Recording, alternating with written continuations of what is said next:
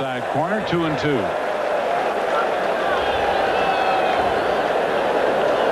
I would really be surprised if Scott Terry lasted. On for strike one. Knight with a single to center, his first time up in the second inning. Fastball misses inside. 1-1. Parker's home run that has given the Reds a 2-0 lead. Only the 6th allowed by Bob Ojeda in 125 innings of work. And that fastball looked to be right in there, but not. Called by Jerry Davis. So it's 2-1. And that's also the first home run by a left-handed hitter off Ojeda. Willie McGee, Jack Clark, Davey Lopes, Ryan Sandberg, and Phil Garner, right-handers that have hit home runs. It's the final out of the ball game, and the Mets tie the game on the error. Well, you see it happen once in a while. The one-handed catch. He tried to nonchalant it. Parker noted for that. And it cost him a ball game right here, at least at this point in the game. Reds had it wrapped up. All he had to do was catch it. It was not that tough a catch. But Parker with the one-hand showboat type catch. And he is there. It's a routine play right there, and he doesn't make it. Once again, is the go-ahead run in scoring position. Mr. McDowell, obviously his first appearance in anywhere in professional ball. Here it is one more time. Now Knight wants the call. And now Davis had elbowed him, and now there's the, and that breaks both benches. Milner charging in right away. He takes on a Roscoe. And there is Davis being taken down by Carter. There's Oster, and here comes Parker. Jim Lett, the first base coach. Joe Price, who's on the DL. There's Davis back out again. Doug Harvey has a hold of him, and he can't hold him. He's a bulldog. Now, where did Mitchell become involved? Kevin, we think there he is. Comes in and starts a second fight. Yep. And that is Hernandez on top. And there's Browning. There's Tom Browning and John Denny. Look at Denny. He's in there. In that 1973 fight between Pete Rose and Bud Harrelson, Pedro Bourbon started a second fight with Cleon Jones blindsiding Jones. And when Bourbon finally was subsided, he picked up a cap and took a bite out of it. And it was his cap. Better that no one was in it. So evidently, Kevin Mitchell thrown out of the ball game for the second fight that got started. Mario Soto also out of there, and I'll tell you, I missed him somewhere in the shuffle. Very difficult to tell. They really ought to, make guys take their jackets off in fights like that so we can identify them. We're not by any means making light of this thing. Now look what's happened. Orozco moves to right field, and McDowell is the pitcher. Okay, they have a right-handed batter coming up in Wade Rowden. So evidently they're going to get McDowell in to pitch to Rowden. And then after Rowden, you have Perez. Pete Rose, in the meantime, came out to question Doug Harvey, saying that McDowell was announced as the right fielder. But you can flip-flop during the inning. That's what Pete goes back to the dugout. Harvey trying to calm everybody down. Brother. Roscoe will be in right field. There are two right-handed batters coming up. Both could be walked. And then Ron Oster, a switch hitter. So the winning runs at third base, 2 men out, bottom of the 10th inning. And we're going to experience another experience. How are they going to play it? Well, of course, you do have 2 out. Orozco struck out 2 and obviously is rooting for Roger McDowell. With 2 pitchers in the ball game, the Mets could left and right the Reds to death. Right? Right. I mean, any left-hander just bring in Orozco. Any right-hander just bring in McDowell. This might be the innovation of something new. That's been done many times before, with a pitcher going to another position, then coming back in to face the next batter. But the Mets are running out of ball players. Maybe you could say the same about the Cincinnati Reds. Wasn't that chronicled in The Kid from Left Field? I believe it was. I think so. where the kid manager came up and made that move for the first time. Man, this is something. So the batter, Wade Rowden, and we'll see whether or not they're going to pitch to him. It appears that they are. Ed Hearn, the catcher, Browning, the runner, in place of Davis at third, who was a pinch runner for Rose. So we have a pinch runner for a pinch runner. Winning run at third base, 2 men out, and the fastball low for ball 1. Roger with a record of 7-4. He has 8 saves.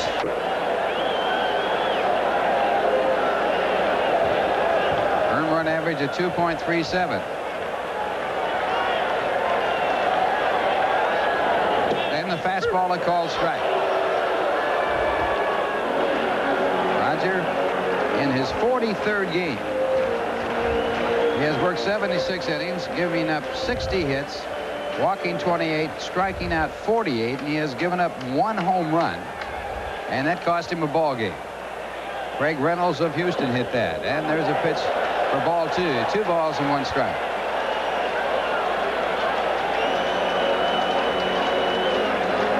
My scorecard looks like a NASA printout. Looks like the fight in the field. Scratches all over it. Leroy Neiman would be proud of this, I'll tell you. 2-1 the count.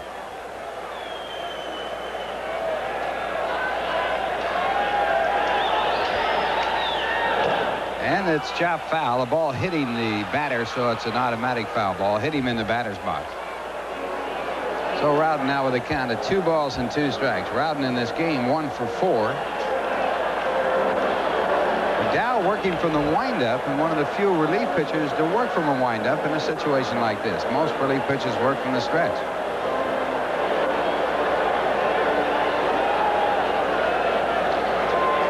Two men away, bottom of the 10th inning, 3-3 ball game. And there's Orozco in right field. And it's chopped out to the second base side. Tuffle charging. He has a play at first, and he makes it. So we go to the 11th inning. No runs, 1 hit. Should say numerous hits. More hits than. Fly ball left center field, and Eddie Milner romps over and makes the catch. 1 away. There he is with Kevin Mitchell. So it's Soto and Mitchell going at it. Soto's got a hold of Mitchell's shirt there, and now Browning gets into it from the outside. And then Denny chopping in there. Denny going on top of Mitchell. So Denny taking some whacks on Mitchell's. He's being held by Browning. Well, Keith Hernandez will be taking some hacks at Carl Willis. On the evening, Hernandez is 2 for 4. But one of those at-bats responsible for 2-run scoring by the Mets. With 2 out in the top of the 9th inning, runners at second and third as you look at John Denny. And we've had that camera position on him before. Yeah, he threw a bat at the camera before. When the Mets were in the last time. Next day, the cameraman came out with a hard hat on. Fastball is inside, 2-0 to Keith Hernandez. Anyway, with runners at second and third, Hernandez hit a 2-1 pitch to Parker over the head of Parker in right field. He appeared to have problems with it. Then he camped under it, and the ball hit the tip of his move as he looks the runner back and then guns it over to first base for the out. Now Davy Johnson out to the mound. He's going to make a pitching change. McDowell going toward the bench. Is he going to, if he leaves the ball game, who's going to play right field? Orozco being brought in from right field.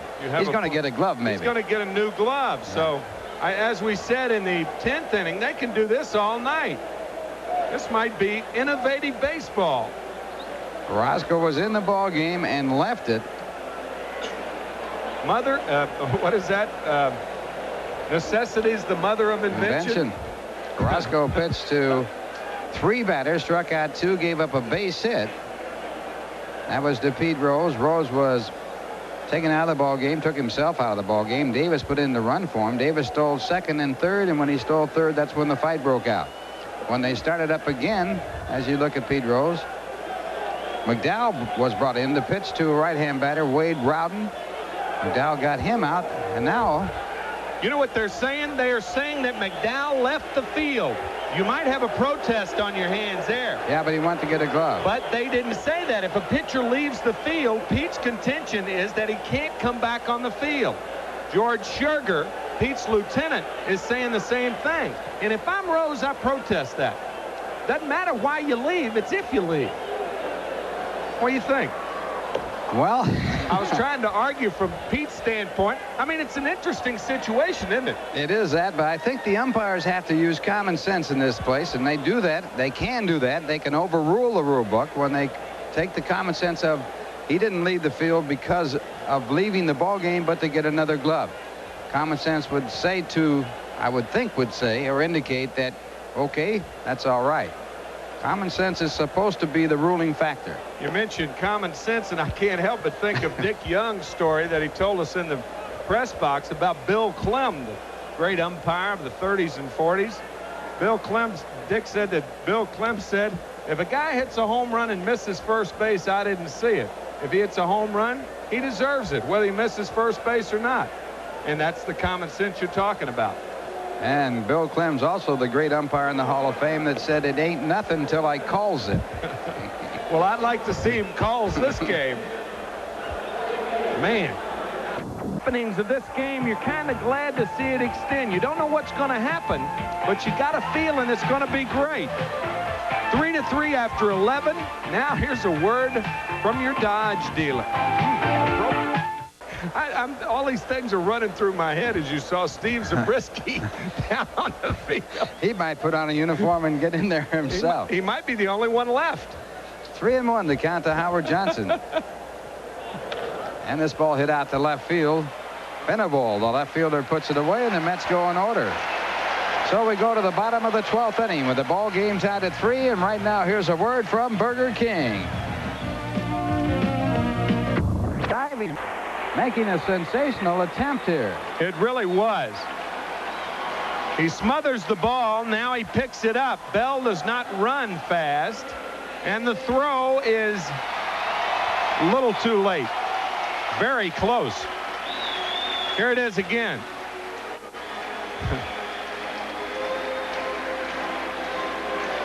The Mets are really resting on that 12.5 game lead, right? No way. Oh, no way. Some kind of ball right here. Gallant try by Carter on that one. Now visions and deja vu of Rusty Staub as Roger McDowell moves to left field. Mookie Wilson moves to right. And I'm love to see that box score tomorrow morning. And the batter is Dave Parker. Parker with a home run in the third, a 2-run home run. And also it was Parker who gave the Mets 2 runs when, with 2 men out in the 9th inning, he dropped a fly ball to allow the Mets to score 2 unearned runs to tie the game at 3. Ted Powell going out to the bullpen to warm up. John Denny just called over to Pete Rose down in the dugout, probably to ask him if he can go a couple innings if necessary, or to ask him to pinch run. We'll see. Bell, a runner at first base. Mets not looking for a sacrifice, in the first pitch by Roscoe Hernandez. Another one of those great plays, taking that ball right on top of the hitter and then throwing to third base for the out at third, and then Carter gunning the ball over to first base to Tuffle for the double play. I guess when you have Hernandez, it's like having 2 or 3 extra outfielders in there. Watch this. 3, 5, 4. How many times you ever seen that double play completed? 3, 5, 4. So now 2 men out, the winning run at second base as we look at it again. Unbelievable. This is truly an epic affair. Keith Hernandez with the sparkling double play. And now the batter coming up. Ball, it's 1-2.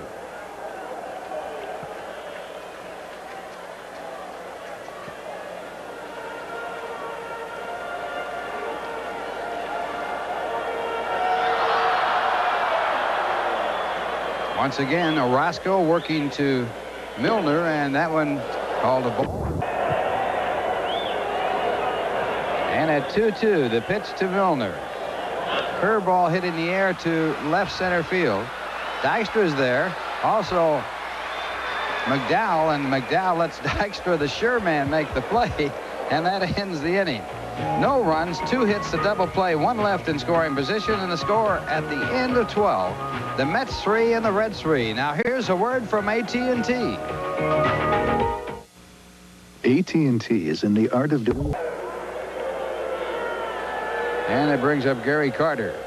Carter walked intentionally in the 11th inning. And it paid off as they picked up a double play on Ed Hearn right after the intentional walk.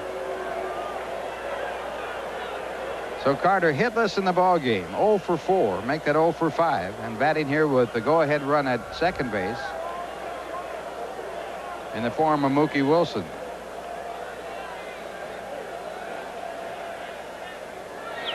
And the first pitch is missed.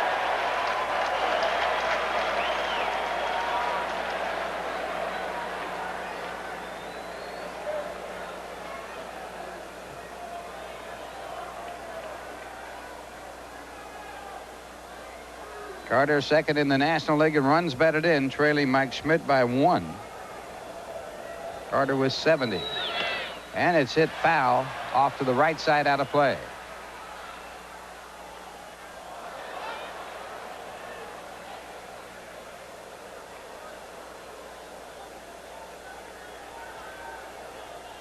Well, it doesn't seem too long ago, Ralph, that we were talking about how many 3-hour-plus games the Mets have played. That's rather academic at the moment, as we are over 4.5 hours. Mets lead the National League in games 5 hours and 29 minutes long. That happened Sunday. And a strikeout. Carl Willis with a go-ahead run at second, striking out Gary Carter in the inning. 1 hit, a walk, and 2 men left on base to score at the end of 12.5 innings. It's the Mets 3 and the Cincinnati Reds 3. Now here's a word from Busch Beer.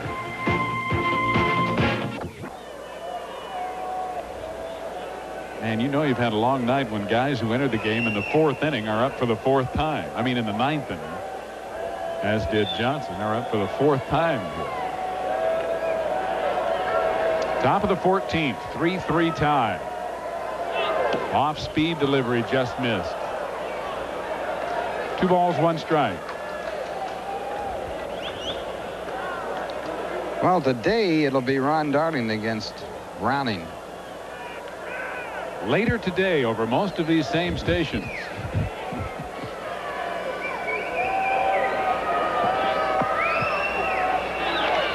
Fouled back. 2-2 to Howard Johnson. Well, we're pushing up on that 5-hour mark again. Mets in games over 3 hours, and of course. Parker going back. It's Tater time. This ball's out of here. Howard Johnson with a 3-run home run in the top of the 14th inning off Ted Power, and the Mets lead 6-3.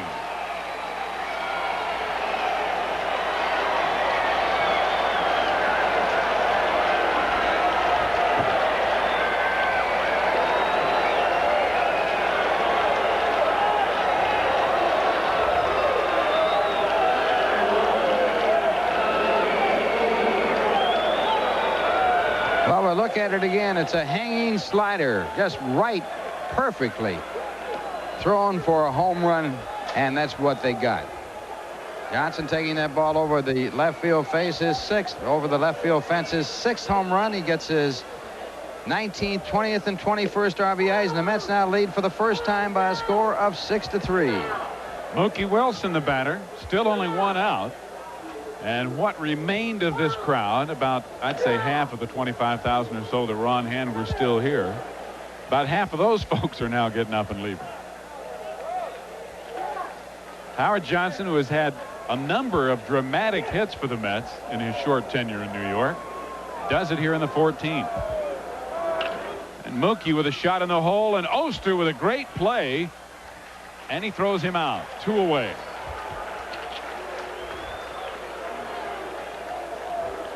Well, Ron Oster, even though the Mets 14th inning has given the New York Mets a 6-3 lead as we go to the bottom of the 14th here in Cincinnati after this for Diet Right Cola.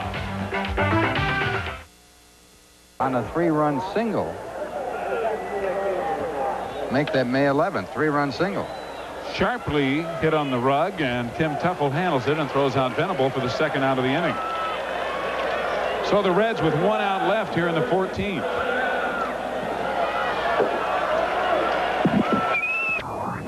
And he represents Cincinnati's final hope here, and McDowell jumps out ahead with strike 1. Roger has retired 5 in a row since re-entering or re-towing the rubber to start the 13th. This is actually the 3rd inning that he has pitched. 1-1. A little more relaxed atmosphere on the New York bench. A little contrast over on the Cincinnati side. And a shot to short handled by Howard Johnson, and Bell rounds out to end the ball game. Roger McDowell is the winner, pitching 2 perfect innings in the 13th and 14th. His record is now 8-4. And the loser is Carl Willis, who is now 1-1 as the 2 runs aboard on the home run by Howard Johnson with 1 out in the top half of the 14th inning. Win it for the New York Mets. Ralph and I'll be back to wrap it up. Tim standing by with an interview as our late night edition continues from Cincinnati, where the Mets have emerged victorious 6-3 over Cincinnati. And we're back after this for Manufacturers Hanover. From Australia,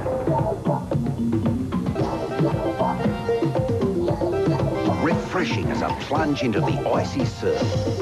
Lighter alcohol beer takes on a blazing sun and a dusty thirst. And it's brewed in America. LA beer from Anheuser-Busch, the cool way to kill a hot thirst. Well, in a game that will be described later on as bizarre, but it was a winning ball game for the New York Mets as they won it by a score of 6-3. They got 2 unearned runs in their top of the 9th inning, and then held on to win it as they scored in extra innings when they scored a 3-run home run by Howard Johnson to win it by a score of 6-3. McDowell, the winning pitcher in the ball game, his 8th win of the year, and the losing pitcher in the ball game was Willis, who put 2 runners on base, and then the home run off Ted Power by Howard Johnson to win it for the New York Mets. Well, the Reds are just shaking their head, and really, you know, Ralph, we kind of joked about it during the game. 2 things really: what else can happen, and something else could happen. Both managers have played this game under protest. It could be that if the Cincinnati protest is upheld, this game may not yet be over. And the Mets protest was the fact that they threw 2 regulars out of the ball game, and the Mets had to use a pitcher in the outfield. As it turned out, the pitcher in the outfield worked out for the Mets as the winning pitcher in the game is McDowell. He was put in right field, and then Jesse Orozco, who was in the ball game, went out to right field. McDowell came in the pitch as they rotated the 2 pitchers, and they pitched twice in the ball game after coming out of the outfield. Right now, though, let's go down to Tim McCarver and his special guest. Well, and Ralph and Steve, I have the crew chief of the umpires, Doug Harvey. And Doug, I want to congratulate you, number one, on doing a super job in maintaining what order was to be maintained. Can you tell us about the fight and the reason for the ejections, number one? Well, number one, you say, for the way we maintained order, it was something. I must admit, that was a major league shuffle, so to speak. The thing about it is, Tim, is that the man stole third base that was pushing started.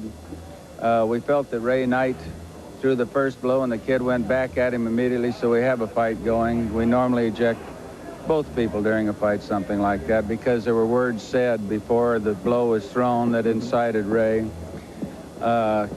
So we ejected the 2 of them, and then we got 2 others because they were inciting after we basically got it calmed down a little bit. Then we got the 2 of them starting it all over again. So now you pick out guys that are trying to start stuff, and it just came out. Many times I've seen it where you get 5 or 6 from one club and 2 from another. It just so happened we weren't trying to even things out. It just so happened it was 2 and 2 on this one. The 2 that Doug is referring to were Mario Soto and Kevin Mitchell. And speaking of 2, there were 2 protests tonight, one by the Mets and one by the Cincinnati Reds. Can you explain those for us? Yeah, Dave, your manager, he insisted that he didn't have enough position players to play the game, and so he was going to protest on it, which we have no control over that. I mean, you get a long game and you've used your infielders, your outfielders, whatever. You have to play whoever you can get out there, and we have to have 9 men on the field.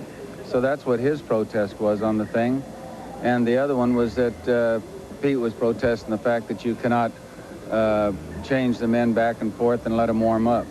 And off the top of my head, truthfully, I can't think of any time that a pitcher can't come back to the ball game and throw some preparatory pitches. Speaking of pitchers coming back in the ball game, Roger McDowell left the mound, and that's one of the reasons that Pete and George Scherger were arguing.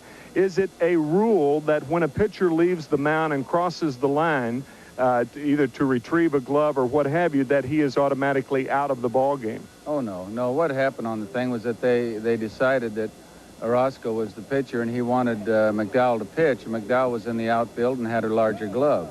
So he had to run in and change gloves. That's all that is. And now, if, say, the manager had not been out there and he had been a pitcher to come in and change gloves, we'd normally walk over with him, because if a manager walks over and talks to him, that's just like a trip to the mound. He's talked to him. I see. Well, Doug, I want to thank you for your time. I know it's been a long game, and you guys did a heck of a job maintaining order tonight. Well, I was just looking up there, and it said 5 hours even, but it seemed closer to 10 or 12. I'll guarantee you it was a dandy. It surely was a dandy fight for the Mets in winning their second game in the row and their fifth here at Riverfront Stadium. Now let's go back to the booth for the wrap to Steve and Ralph. Okay, Tim, and also thank you, Doug, and that's the ball game. The Mets line score, it was 6 runs, 12 hits, no errors, 11 men left on base. The Reds 3 runs, 14 hits, 2 errors, and 11 left on. The winning pitcher in the ball game was Roger McDowell, who appeared twice in the game as a pitcher. McDowell going to the outfield and then coming back into the ball game. His record now stands at 8-4 with 8 saves. The losing pitcher, Carl Willis, his record now 1-1. Once again, the final score: in 14 innings, the Mets 6 and the Reds 3.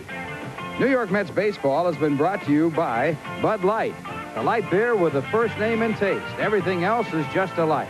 By Manufacturers Hanover Trust. We realize your potential. By Nissan, who invites you to test drive the totally new 1987 Nissan Stanza at your Nissan dealer now. By Burger King, home of the Double Deluxe Burger King. We know how burgers should be. By Purolator Courier, the name to remember in Overnight Express.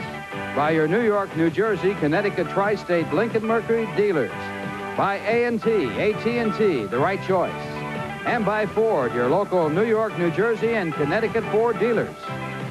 Be with us again tomorrow night. We'll make that tonight at 7:30 when the Mets take on the Cincinnati Reds live from Riverfront Stadium right here on WRTV.